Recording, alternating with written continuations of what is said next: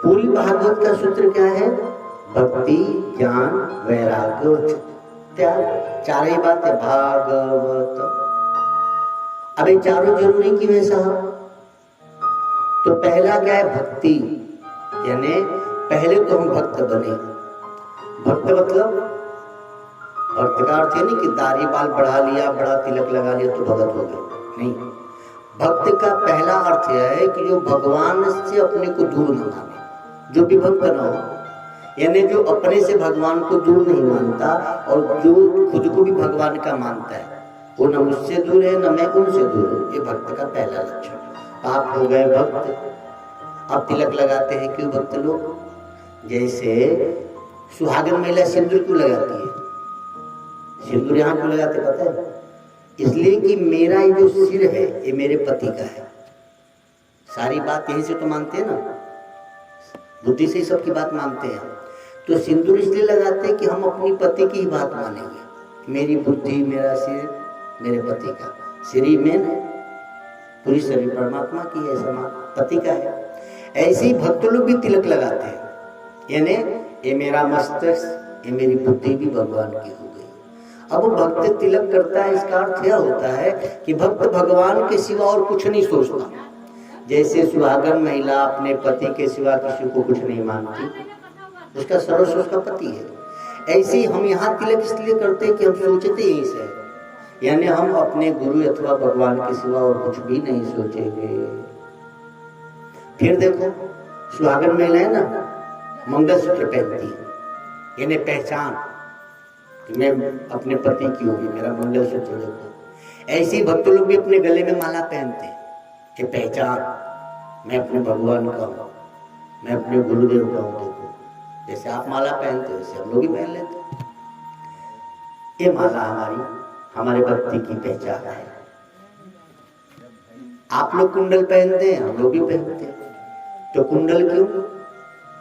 कान में क्यों पहनते हैं महिलाएं? इसलिए कि कुंडल का मतलब कान को खींच के रखा ना, यानी हम अपने बड़ों की बात को सुनेंगे, ध्यानपूर्वक सुनेंगे और मानेंगे। ऐसे ही भक्त भी कुंडल पहनता है कि हम अपने शास्त्र की, जो शास्त्र में लिखा है, जो गुरुदेव मुझसे कह रहे हैं, उसको हम ध्यान से सुनेंगे। इसलिए कुंडल, कान में कुंडल इसलिए नहीं कि ये फैशन है, इसलिए कि हम अपने पति की बात माने, अपनी सास की बात माने, ससुर की बात माने, तब तो तुम ठीक हो। कुंडल पहनो, मानो किसी की नहीं, अब पहनो चाट हो तो कोई मतलब ही नहीं है। इसीलिए कुंडल पहना जाता है। बिंदी क्यों लगाया जाता है? बिंदी खाली सुंदरता के लिए नहीं, बिंदी माने यहीं से ध्यान किया जाता है। जैसे तिलक लगा के भक्त अपने गुरु और भगवान का ध्यान करता है, सुहागन महिला भी बिंदी लगा के अपने पति का सदा ध्यान करती है। इसलिए बिंदी लगाने का विधान है। ये कोई सुंदर हम लगे इसलिए बिंदी नहीं लगाते। एक एक जो भी आपके श्रृंगार हैं किसके लिए हैं? तो पति के लिए।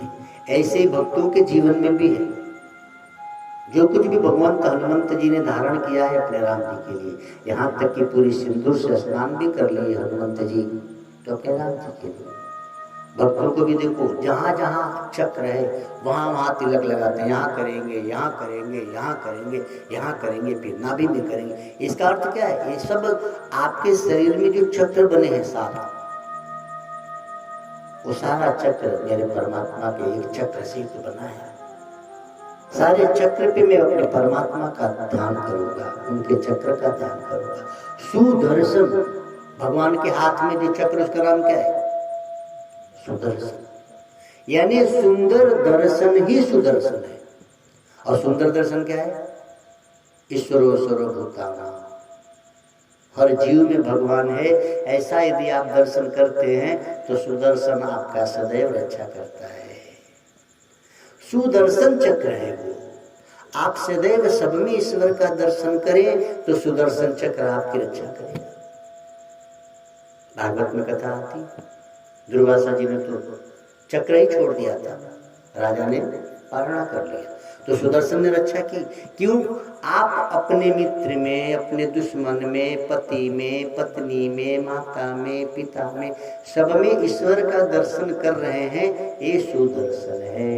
और जो सब में ईश्वर का दर्शन करता है, वासुदेव सर्वमति स महात्मा सुदुर्लभ, जो सब में वासुदेव का दर्शन करते हैं उनका रक्षा सुदर्शन चक्र करने लगते हैं।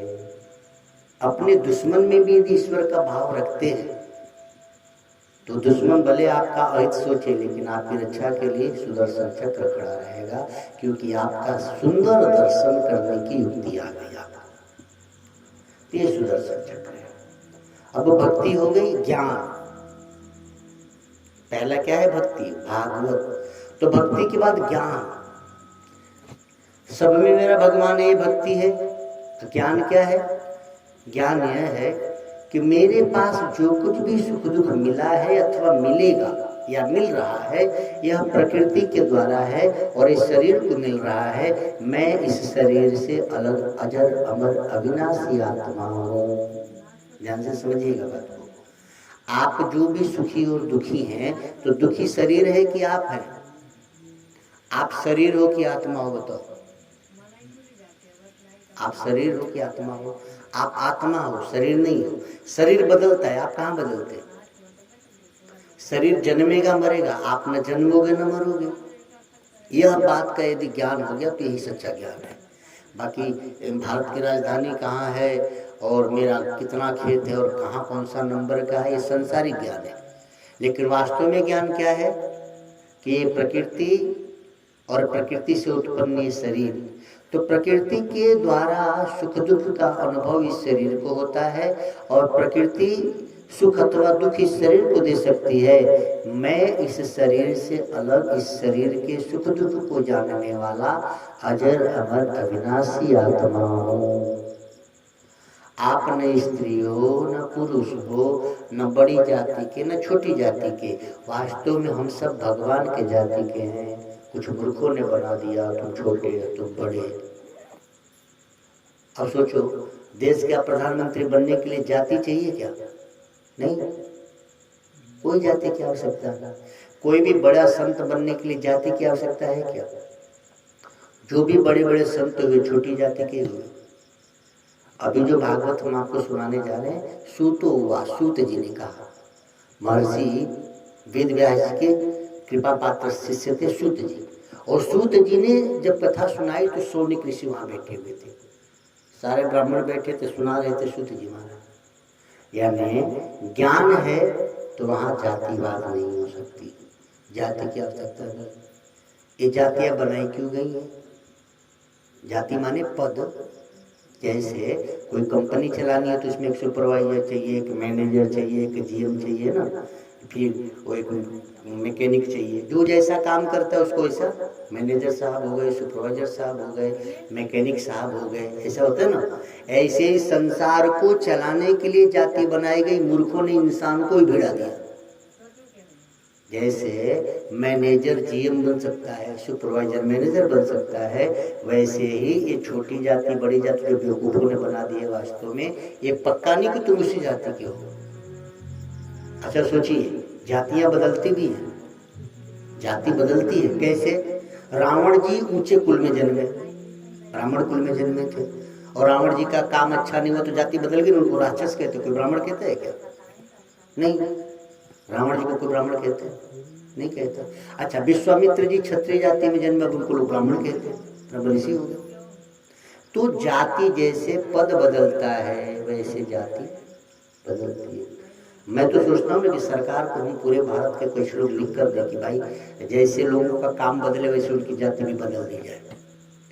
छोटी जाति का आदमी यदि बड़े पद पे गया, अच्छा काम करने लगा, तो ज्ञान का काम कर तो उसको ब्राह्मण लिखो। और पंडित जी ये चमड़ा की फैक्ट्री में चले गए तो उनको फिर ला दो उसी लाइन में। भाई कर्म ही तो प्रधान है, हमारा वेद तो ही कहते हैं कर्म प्रधान, कर्म के हिसाब से जाती है। अच्छा, मैं आपके यहाँ कथा सुना रहा हूँ। अच्छा, हम कपड़ा बदल के कल से बस चलाना शुरू करता, आप मेरे ड्राइवर साहब कहोगे कि नहीं कहोगे? मेरी जाति पूछोगे आप? नहीं पूछेंगे, ड्राइवर यही कहेंगे, भाई स्वाभाविक है। तो कर्म के हिसाब से जातियां बनी है, इंसान में कोई भेद नहीं रखा गया। दुर्भाग्य है कि मेरे पिताजी जो करते तो वही बेटा नहीं कर रहा, लेकिन बेटा को भी वही कह रहे हैं, ये गलती हो गई। पिताजी ड्राइवरी करते थे तो ड्राइवर साहब थे, अब बेटा को साइकिल चलाने भी नहीं आता, उसको कोई ड्राइवर साहब कहे तो पागल ही है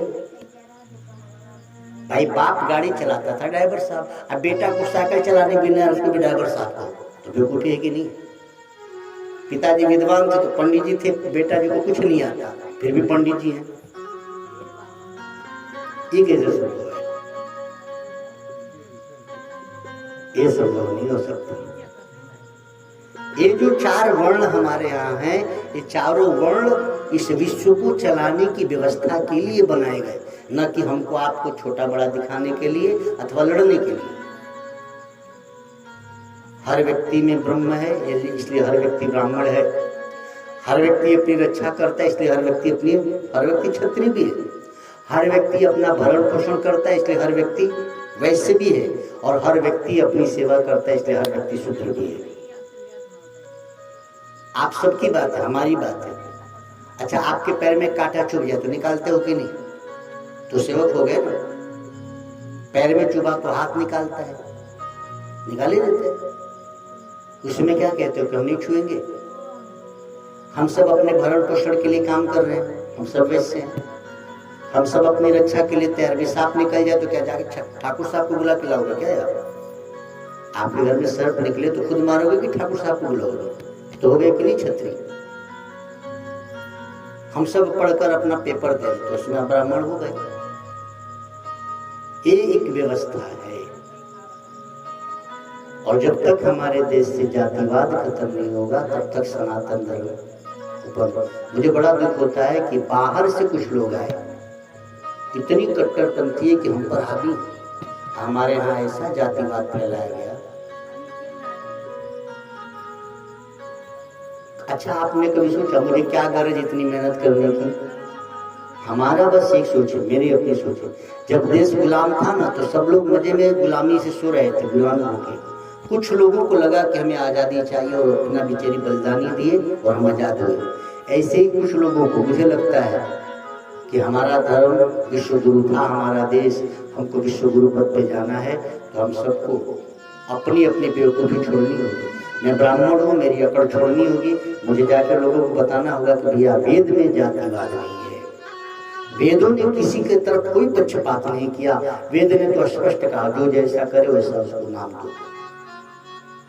हमारे शास्त्रों की तो व्यवस्था है कि रावण जी को हर साल जलाया जाता है, तो ब्राह्मण कुल में जन्मे थे भाई, नहीं जलाते। क्या सुंदर व्यवस्था, कोई पक्षपात नहीं किया गया, कोई पक्षपात नहीं है। राम जी क्षत्रिय कुल में जन्मे और सारे ब्राह्मण उनकी पूजा करते हैं। कर्म प्रधान है भाई, कर्म ही तो प्रधान है। अच्छा, वाल्मीकि जी शूद्र जाति में जन्मे और राम जी जाके वाल्मीकि जी को वंदन करते हैं। क्या सुंदर व्यवस्था है हमारे वेदों की, शास्त्रों की। और कुछ मूर्खों ने ऐसा इसको गड़बड़ बना दिया। तो कथा का एक उद्देश्य है और आप लोग भी साथ दें। हम सब, हमारे अनेक संतों का, मेरे गुरुदेव का भी संकल्प, भारत विश्व गुरु बने। तो विश्व गुरु बने, इसके लिए हम सबको बेवकूफी से ऊपर उठना होगा। हम अपना अपना घर बाद में बनाए, पहले अपना देश बनाए। देश सुरक्षित है तभी घर सुरक्षित रहेगा। आपकी शुगर ठीक होगी तभी तो शक्कर खा पाओगे। हाँ, शक्कर की दुकान हो, शुगर इतना हो कि खा ही ना सको, तो फायदा क्या भाई? पहले देश को सुरक्षित कीजिए, इस धर्म को मजबूत कीजिए, फिर अपने बारे में सोचिए। हर व्यक्ति क्या कर सकते हैं? इतना बड़ा टंट घंट लेके हम चलते हैं, क्यों? अभी चाहते तो पैसे पे कथा करते रहते, पहले किए, एक बेवकूफी तो हमने भी की।